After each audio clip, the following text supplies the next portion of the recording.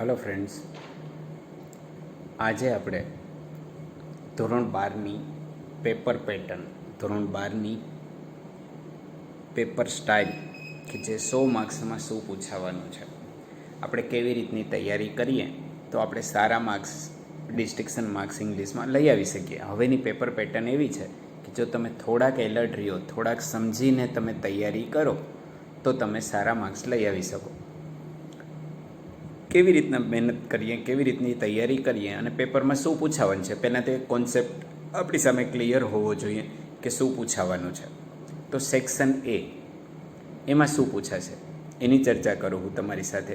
તો section A તમારા માટે 17 માર્ક્સનો રહેશે. ઓકે, 17 માર્ક્સમાં શું પૂછાશે તો કે પહેલાં 4 માર્ક્સ હશે ટ્રુ ફોલ્સ, વાક્ય સાચું છે કે ખોટું. જો આ જ પેટર્ન ધોરણ 11ને પણ લાગુ પડે છે, પણ 11 માટે તો જ્યારે રૂબરૂ હશું ત્યારે ચર્ચા કરશું. એને માર્ક્સ ઘટી જાય, બાકી એનું એ જ રહી છે. એ 4 વાક્યો હશે તમારી ટેક્સ્ટ બુકના યુનિટના પાઠના. એની સામે તમારે એ સેન્ટેન્સ ટ્રુ છે કે ફોલ્સ એ તમારે લખ નાખવાનું. માની લો કે જસ્ટ એક્ઝામ્પલ તરીકે કે પહેલું વાક્ય જો, સજનર believes that woman have strength to deal with any kind of problems, તો એ ટ્રુ સેન્ટેન્સ આવે. બરાબર. વેન નાની પાસ આવે, નાના વોઝ 80, તો એ ફોલ્સ આવે. Self hypnosis is a state to relieve mental stress, બરાબર, તો એ ટ્રુ આવે. એ રીતના તમારે વાક્યની સામે ટ્રુ અથવા ફોલ્સ, જો સમજો ડાયરેક્ટ પહેલું ટ્રુ, બરાબર, ત્રીજું તો કે ફોલ્સ, ચોથું તો કે ટ્રુ, એમ લખવાથી નહીં આવે. સેન્ટેન્સ લખવાનું અને એની સામે ટ્રુ અથવા ફોલ્સ. માની લો કે ત્યાં જગ્યા ન હોય તો એની નીચે લખવાનું ટ્રુ અથવા ફોલ્સ, તો તમને એના 4 માર્ક્સ પૂરા મળે. બરાબર. કેમાંથી હશે? તમારી ટેક્સ્ટ બુકમાં. આ વખતે તમારે 10 પાઠ નથી તૈયાર કરવાના, માત્ર 6 પાઠ તૈયાર કરવાના છે અને એમાંથી તમને પૂછાશે. 5, 6 અને 7 એ છે ફાઇન્ડ નિયરેસ્ટ મિનિંગ, સમાનાર્થી શબ્દ શોધો. બરાબર, નજીકનો શબ્દ શોધો.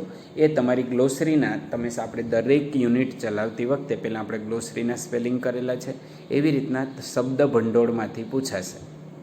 YELL એટલે બૂમો પાડવી, તો એ સામેના 4 શબ્દોમાંથી જોવાનું.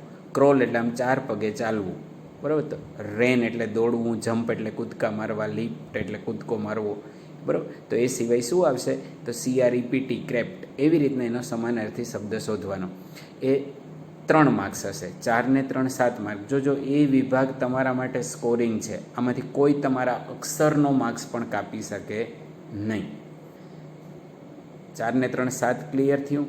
હવે આવે 8, 9 અને 10. એ તમારા માટે આવશે લેંગ્વેજ ફંક્શન. લેંગ્વેજ ફંક્શન એટલે શું તો કે તમે એ વાક્ય વાંચો અને વાક્યના આધારે તમને ખબર પડી જાય કે તમારે એની સામે કયું ફંક્શન લખવાનું છે. તો કે જો, તો mother in law who forswears એટલે ઇનકાર કરવો, હર ફૂડ, એ એના ફૂડ ખાવાનો ઇનકાર કરે છે, on the plea of severe stomach ache, કે મને બહુ જ પેટમાં દુખે છે, મારે જમવું નથી, એવું બાનું કરે છે. તો એની સામે તમારે જવાબમાં શું આવશે તો કે પ્રેઝન્ટિંગ એક્સક્યુઝ. આ રીતના. દાખલા તરીકે 10મું જો, because of insufficient balance in his account, એના એકાઉન્ટમાં અપૂરતા બેલેન્સને કારણે the cheque bounce back, cheque કેવો થઈ ગયો? બાઉન્સ થયો. બરાબર. શેને કારણે તો કે અપૂરતા બેલેન્સને કારણે. તો શું આવશે એમાં તો કે પ્રેઝન્ટિંગ એક્સક્યુઝ. આ રીતના. હું આખું પેપર સોલ્વ નથી કરતો, તમને ખાલી સમજાવું છું કે શું પૂછાશે. 7 ને 3 10 માર્ક્સ. આ સેન્ટેન્સ લખી એની સામે તમારે જે પણ યાદ આમાં એ રાખવાનું છે કે ઉપર તમને 4 ઓપ્શન આપેલા હશે, જ્યારે 8, 9 અને 10 ખાલી સેન્ટેન્સ 3 છે, ઉપર લેંગ્વેજમાં ફંક્શન 4 આપેલા હશે. એક વધારાનું છે. માની લો કે આમાં કયું વધારાનું છે તો કે એક્સપ્રેસિંગ કોન્ટ્રાસ્ટ, વિરોધાભાસ દર્શાવતો એક સેન્ટેન્સ છે નહીં, તો એ ફંક્શન નહીં આવે, એટલે એક વધારાનું આવશે. 8, 9 અને 10, બરાબર. હવે 11 થી 14 4 માર્ક્સ. એ છે રિસ્પોન્સીસ. રિસ્પોન્સીસ એટલે શું કે તમને બ્રેકેટમાં જે આપેલું છે એના આધારે તમારે રિસ્પોન્સ આપવાનો. દાખલા તરીકે અહીંયા જો કે સ્ટુડન્ટ સે, sir what should I do the next, sir મારે હવે આગળ શું કરવાનું? તો લેબ આસિસ્ટન્ટ એને ઇન્સ્ટ્રક્શન આપે છે. તો આપણે નીચે તમને ઓપ્શન આપેલા છે ABCD એવી રીતના 4 ઓપ્શન આપેલા છે. તેમાં જે સૂચના આપતું સેન્ટેન્સ છે એ તમારે લખવાનું. દાખલા તરીકે 12માં જો તો કે એમાં તમને એટલે કે નિકિતા, હાય રુચિતા, હાવ આર યુ. તો રુચિતા કંઈક કહે છે પણ એમાં છે એડમિરેશન. એડમિરેશન એટલે કે વખાણ કરવાનો ભાવાર્થ છે. તો નીચે ABCDમાંથી વખાણ કરતો શબ્દ કયો છે એ સેન્ટેન્સ તમારે લખવાનું.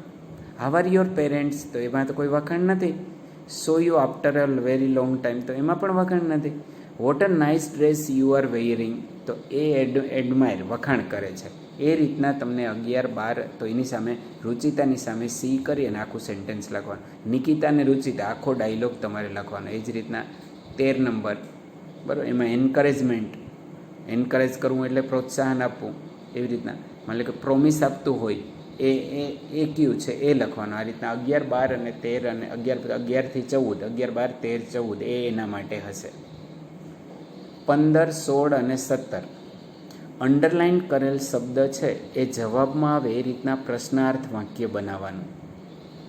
વુ, what, where, when, why, which, how, how many, how much, બરાબર. એવા બધા જ જસ્ટ એક્ઝામ્પલ હું તમને અહીં આપું. માની લો કે આ 17મું સેન્ટેન્સ 15, 16 અને 17 3 માર્ક્સનું હશે, બરાબર. તો એમાં જો વેન નાની પાસ આવે, નાના વોઝ 85. 85 જવાબમાં આવે એ રીતના આપણે એનું સેન્ટેન્સ બનાવવાનું. તો શું બનશે તો કે વોટ હેપન વેન નાની પાસ અવે, વોટ વોઝ નાના વેન નાની પાસ અવે, હાઉ ઓલ્ડ વોઝ નાના વેન નાની પાસ અવે. તો હાઉ ઓલ્ડ વોઝ નાના, કે નાનાની ઉંમર શું હતી જ્યારે નાની મૃત્યુ પામ્યા. તો એમાં જવાબમાં શું આવશે? સી. આ રીતના WH ક્વેશ્ચન્સ, આપણે WH ક્વેશ્ચન્સ શીખ્યા છે, એક્ટિવમાં પણ શીખ્યા છીએ અને પેસિવમાં પણ શીખેલા છે. એ વિડીયો લેક્ચર જોજો જેથી કરીને તમને ખ્યાલ આવે કેવી રીતના પ્રશ્નાર્થ વાક્ય બનાવવાના. ઓકે, આ એ વિભાગ થયો આપણો 17 માર્ક્સનો. પહેલાં ટ્રુ ફોલ્સ, પછી નિયરેસ્ટ મિનિંગ એટલે કે સિમિલર મિનિંગ, પછી આવશે લેંગ્વેજ ફંક્શન, પછી આવશે રિસ્પોન્સીસ, WH ક્વેશ્ચન્સ. આ રીતના 17 માર્ક્સનો તમને તમારો એ વિભાગ 17 માર્ક્સ આવે એવા પ્રયત્નો કરવાના. જો તમારે 70 ઉપર માર્ક્સ જવું હોય તો આમાં 17 માર્ક્સ આવે તો તમારી શક્યતાઓ વધી જાય. ઓકે, હવે આપણે જઈએ બી વિભાગ ઉપર કે સેક્શન બીમાં શું પૂછાશે. તો કે સેક્શન બી 19 માર્ક્સનો હશે. એ વિભાગ 17 માર્ક્સ, સેક્શન બી 19 માર્ક્સ હશે. ટોટલી ટેક્સ્ટ બુકનો હશે. એમાં પણ ટેક્સ્ટ બુકમાં પણ યુનિટ પાઠ જ પૂછાશે. તો કેવી રીતના પાઠ પૂછાશે તો કે 10 માર્ક્સના પ્રશ્નો હશે. પહેલાં પ્રશ્નો તમારે મોઢે લખવાના નથી. ઉપર પેરેગ્રાફ આપેલા છે, નીચે તમને 2 પ્રશ્નો આપેલા છે. એમ એક પેરેગ્રાફ, પાછા 2 પ્રશ્નો, પાછો પેરેગ્રાફ, પાછા 2 પ્રશ્નો, પાછો પેરેગ્રાફ, પાછા 2 પ્રશ્નો. એવી રીતના 18થી લઈ અને 27 સુધી તમને એવી રીતના પૂછાશે. 1 થી 6 પાઠ જ આ વખતે, નહીં તો 10 પાઠ સુધીમાંથી હોય. આ 6 પાઠમાંથી 10 પ્રશ્નો હશે. પેરેગ્રાફ હશે, એની નીચે 2 પ્રશ્નો, 27 સુધી. ઓકે, 10 માર્ક્સના. પછી 6 માર્ક્સની શોર્ટ નોટ હશે. તો શોર્ટ નોટ એટલે કેવી રીતના તો કે પાઠની જ કોઈ શોર્ટ નોટ હશે, પણ અહીંયા તમને 3 શોર્ટ નોટ આપેલી હશે. એમાંથી તમારે 2 શોર્ટ નોટ લખવાની. શોર્ટ નોટ તમારા માટે સરળ પડશે લખવી. કેવી રીતના સરળ પડશે તો કે ઉપર શોર્ટ નોટનું માની લો અહીંયા જો ટેકનિક્સ ટુ રિડ્યુસ સ્ટ્રેસ, તમારું સ્ટ્રેસ ઘટાડવા માટેની ટેકનિક, બરાબર. આપણે જે મેનેજ યોર સ્ટ્રેસ, બરાબર છે, એ પાઠમાંથી. તો કે જેમાં ફર્સ્ટ ટેકનિક એની ડિટેલ, એના ફાયદા, સેકન્ડ ટેકનિક એની ડિટેલ, એના ફાયદા, બરાબર. એ રીતના નીચે તમને પોઈન્ટ આપેલા છે, એના આધારે તમારે લખ નાખવાનું. માની લો કે બીજી છે તો કે ડિફરન્ટ કાઇન્ડ્સ ઓફ એન્ટ, જુદા જુદા પ્રકારની કીડીઓ. કઈ કીડી ફાર્મિંગ કરે છે, અમ્બ્રેલા એન્ટ શું કરે છે, કેવી રીતના એ ફાર્મિંગ કરે છે, કેવી રીતના એ કાઉઝ પેલી ગ્રીન ફ્લાઇઝને પાડે છે, બરાબર. કઈ કીડી છે એ સ્લેવ્સ ગુલામો રાખે છે. ડ્રાઈવર એન્ટ્સ આફ્રિકા છે, આફ્રિકાની, એ કેવી રીતના ફેરોસિયસ છે. તમને પોઈન્ટ આપી દીધા એટલે તમને આખી સ્ટોરી તમારા મગજમાં આવી જાય. આ રીતના 3 શોર્ટ નોટ હશે, એમાંથી તમારે 2 લખવાની રહેશે, 3 માર્કની.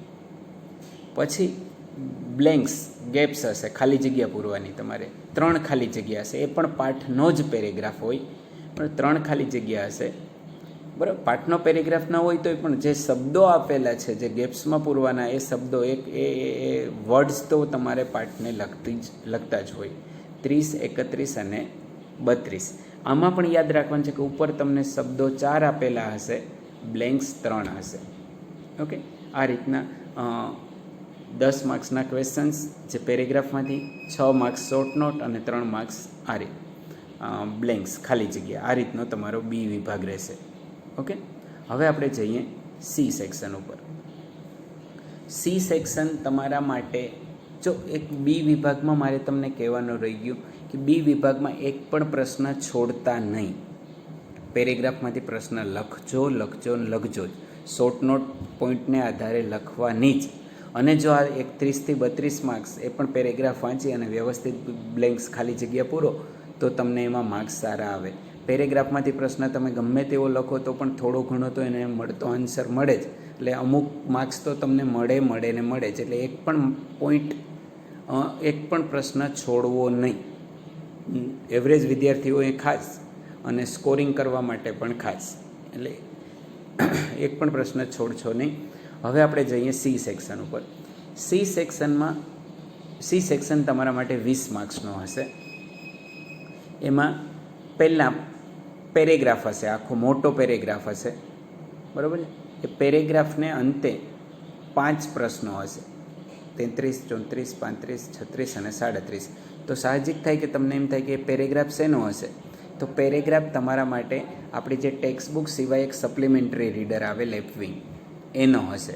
ઉપર તમને પેરેગ્રાફ હશે, એમાંથી તમારે પ્રશ્નો શોધી અને લખવાના. 38મો પ્રશ્ન હશે સમરી અને ટાઇટલ. સમરી એટલે સંક્ષેપીકરણ. એ જે પેરેગ્રાફ આપેલો હશે એને તમારે સંક્ષેપ બનાવવાનો. એ પેરેગ્રાફનો ભાવાર્થ એનો એ રહે, એનો કહેવાનો અર્થ છે એ બદલાય નહીં, અને તમારે પેરેગ્રાફને ટૂંકો કરવાનો. કેવી રીતના કરવાનો? તો કે પેરેગ્રાફને પહેલાં 2-3 વખત વાંચી જાઓ, આખો પેરેગ્રાફ સમજી જાઓ, એને તમારી રીતે મૌલિક ટૂંકો લખ નાખો. એકને એક સેન્ટેન્સ રિપીટ થતા હોય એ કાઢી નાખો. કોઈ એક્ઝામ્પલ આપેલું હોય તો એક્ઝામ્પલ કાઢી નાખો, એટલે આપોઆપ સંક્ષિપ્ત થઈ જશે. પછી એને આધારે ટાઇટલ આપો, એક શીર્ષક આપો કે ભાઈ એનું ટાઇટલ શું થાય છે, કે એનું નામ શું આપી શકીએ આપણે. એ 5 માર્ક્સનો, એ પણ તમારે લેપવિંગમાંથી પૂછાશે. પછીનો 5 માર્ક્સનો પેરેગ્રાફ હશે એ તમારા માટે ન્યૂઝ ક્લિપિંગ હશે. Read the news clipping and answer the questions.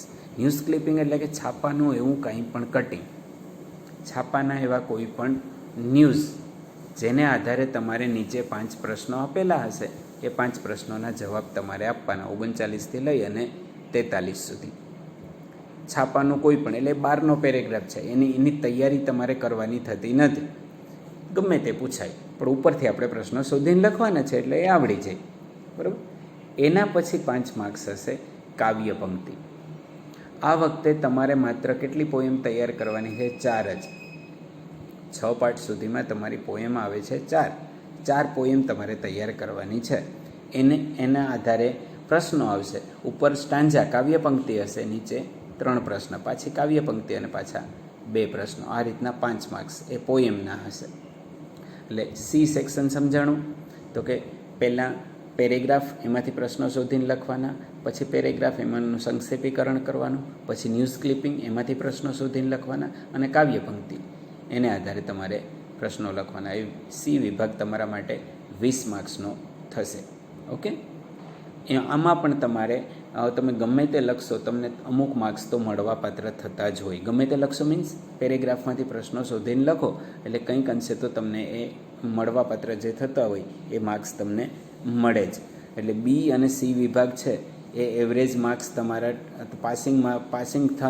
Passing થવાની જે અપેક્ષા રાખતા હોય એ વિદ્યાર્થીઓ માટે મહત્ત્વના થઈ જાય છે. હવે ડી વિભાગની વાત કરીએ આપણે. તો ડી વિભાગ તો કે હવે ગ્રામરનો વિભાગ છે. ડી વિભાગ સંપૂર્ણ ગ્રામર આધારિત છે, બરાબર છે. કેવી રીતના? તો કે 49 અને 50 2 માર્ક્સના પેરેગ્રાફ હશે. એ પેરેગ્રાફમાં do as directed. Do as directed મતલબ કે તમને જે સૂચવ્યું છે એ પ્રમાણે તમે કરો, તમને જે બતાવેલું છે એ પ્રમાણે તમે કરો. તો એમાં શું પૂછાશે એની ચર્ચા કરીએ.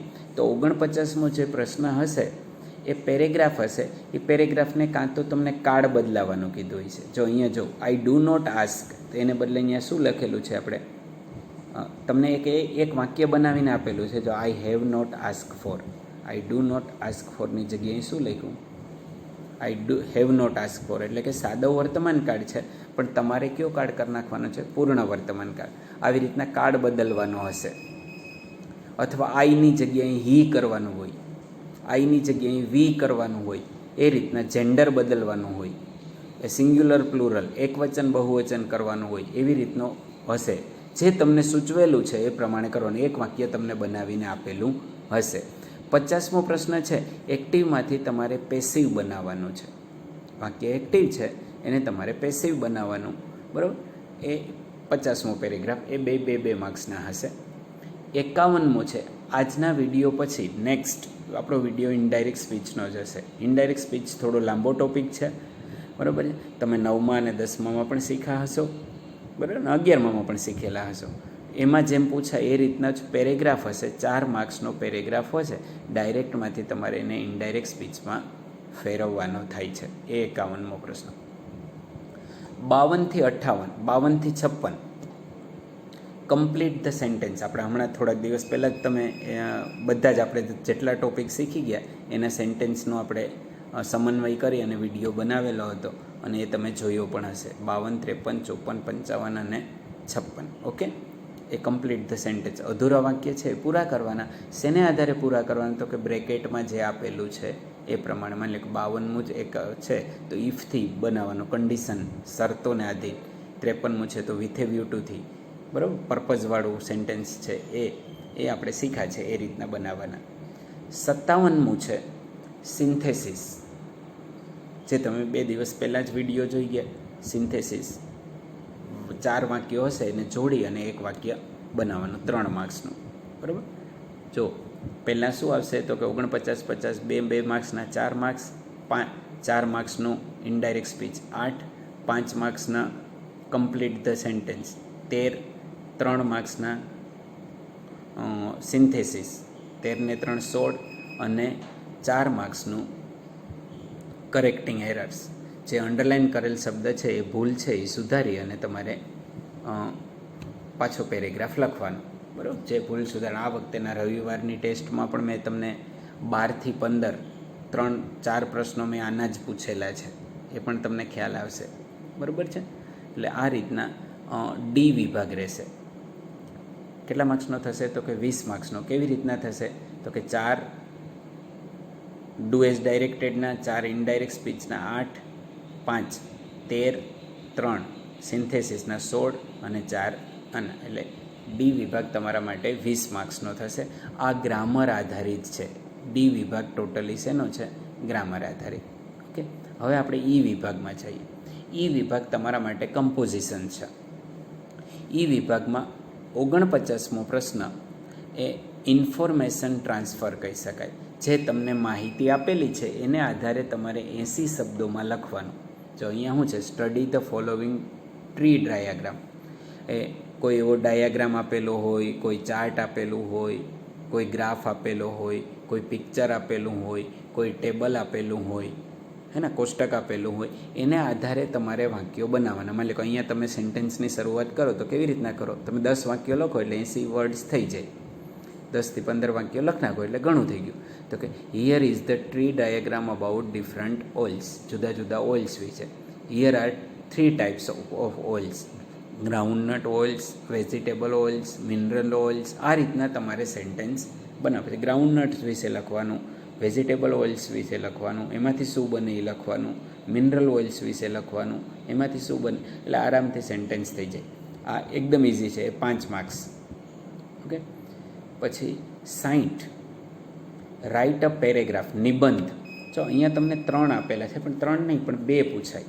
2માંથી કોઈ એક લખવાનો તમારે 8 માર્ક્સનો હોય છે. નીચે પોઈન્ટ આપેલા હોય, પોઈન્ટને આધારે તમારે નિબંધ લખવાનો થાય. પછી 61 તો એમાં તમારે સ્પીચ આપવાની. સ્પીચ એટલે વક્તવ્ય. પણ વક્તવ્ય ન આપવું હોય તો એના બદલામાં હવે અત્યારે આપણે એપ્લિકેશન શીખી છે. એટલે આપણે સ્પીચ લખવાની થતી નથી. એપ્લિકેશન તમારા માટે સરળ પડે છે. એપ્લિકેશનમાં માર્ક્સ પણ સારા આવે. એટલે આપણે શું કરશું, 61માં એપ્લિકેશન લખશું. બરાબર. પછી 62 એ 6 માર્ક્સની એપ્લિકેશન આવે. પછી 62માં ઈમેલ અને ઈમેલના અથવામાં રિપોર્ટ. તો એમાં આપણા માટે સરળ પડે છે ઈમેલ, તો એ આપણે ઈમેલ લખશું. એ 5 માર્ક્સનો. બરાબર. આ રીતનો વિભાગ રહી છે. પહેલાં શું આવે તો કે ઇન્ફોર્મેશન ટ્રાન્સફર 5 માર્ક્સનું. પછી 60મો પ્રશ્ન આવે 8 માર્ક્સનો નિબંધ, એટલે 8 ને 5 13. પછી 6 માર્ક્સનો ઈમેલ રાઇટિંગ અથવા સ્પીચ રાઇટિંગ, 13 ને 6 19. અને 5 માર્ક્સનો ઈમેલ રાઇટિંગ અથવા એના અથવામાં રિપોર્ટ, એટલે કે 24 માર્ક્સ. વિભાગ તમારા માટે થશે 24 માર્ક્સનો. એ આખો કમ્પોઝિશન ઈમેલ, એપ્લિકેશન, નિબંધ અને ઇન્ફોર્મેશન ટ્રાન્સફર, આ 4 વસ્તુ તમારે યાદ રાખવાની છે. એમાંથી પૂછાશે. આપણે ઈમેલ રાઇટિંગ શીખી ગયા છીએ, એપ્લિકેશન રાઇટિંગ શીખી ગયા છીએ, ઇન્ફોર્મેશન ટ્રાન્સફર ઇઝી છે, એમાં કોઈ પ્રશ્ન નથી. બરાબર છે. અને સ્પીચ અને રિપોર્ટ એના ઓરમાં છે. બરાબર. એ લખવો કે ન લખવો એ આપણી ઉપર ડિપેન્ડ છે. તો હું માનું ત્યાં સુધી તમને સમજાણી હશે આખી પેપર સ્ટાઇલ. હવે આપણે માર્ક્સ સ્કોર કરવા હોય તો કેવી રીતના શું કરી શકીએ, તો કે એ વિભાગમાંથી એક પણ માર્ક્સ ન જાય, ડી વિભાગમાં આપણાથી ગ્રામર ખોટું ન જાય, અને બી ને અને સી વિભાગમાંથી એક પણ પ્રશ્ન આપણે મિસ ન કરીએ. એટલે ABCD ક્લિયર થાય. વિભાગમાં એપ્લિકેશન તમે સારી રીતે લખો એટલે તમને 6માંથી 5 માર્ક્સ સુધી આવે. ઈમેલ સારી રીતે લખો એટલે તમને માર્ક્સ આવે. ઇન્ફોર્મેશન ટ્રાન્સફર તમે લખી જ શકો એ બરાબર. અને નિબંધ પણ નીચે પોઈન્ટ આપેલા હોય એના આધારે લખવાનો હોય છે. એટલે એ પણ સરળ પેપર સ્ટાઇલ આપણા માટે સરળ રહી છે. પાસિંગ થવું હોય તો બહુ ઇઝી વાત છે. આરામથી તમે 70 ઉપર માર્ક્સ લઈ આવી શકો. પેપર સ્ટાઇલને લગતો પ્રશ્ન હોય તો કંઈ મને કહેજો. નેક્સ્ટ વિડીયોમાં હવે આપણે શેની શરૂઆત કરશું, ઇનડાયરેક્ટ સ્પીચની શરૂઆત કરવા તરફ જઈ રહ્યા છીએ. ઓકે. તો હવે આપણે નેક્સ્ટ વિડીયો ઇનડાયરેક્ટ સ્પીચના આધારે શીખશું. ઓકે. આવજો.